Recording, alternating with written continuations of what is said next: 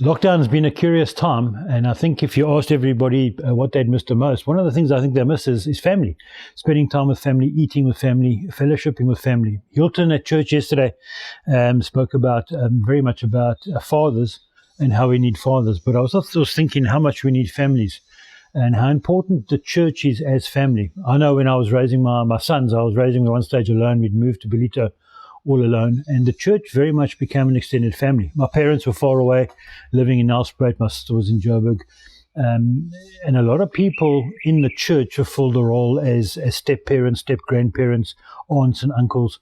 The church is so important as family because it helps us raise healthy children. You know, even as a father, and as a father who loves his boys and his children and his daughter-in-law immensely, I don't claim to be the perfect father, and we need people around us that are godly to have input into our children's life. We need the church because the church is God's designed vessel to help us mature personally and help us to raise our children effectively. You know, the problem with not having fathers, and Hilton touched on it, is there's no kind of discipline. And what concerns me is the lack of discipline within the body of Christ. If you're not submitted to a church and to an elder and to a pastor, who corrects you?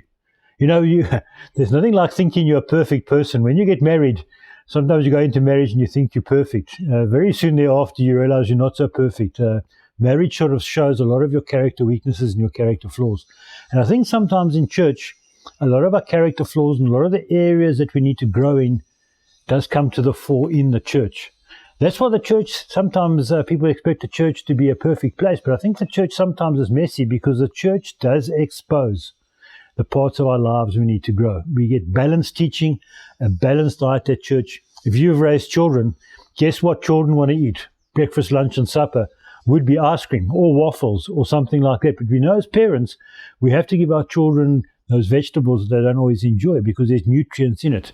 You know, we can sit at home on a Sunday morning and we can look at YouTube, but guess what? We invariably choose something we want to watch, something we like to watch, something that might be ice cream, something that might be a McDonald's takeaway burger or something like that. But in a balanced body of Christ, we receive all the teaching that makes us spiritually mature and spiritually healthy.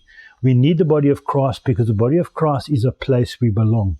I always belong to my family, and you always belong to a family. When you're committed and you submitted to a body of Christ, you always belong somewhere. The church is a wonderful place to mature, to grow in, to be challenged in, to be used and to grow in. But most importantly, it's just a place we can mature and be ourselves and be accepted. So can I encourage you today, be part of a local church. Commit to a church, commit to a body.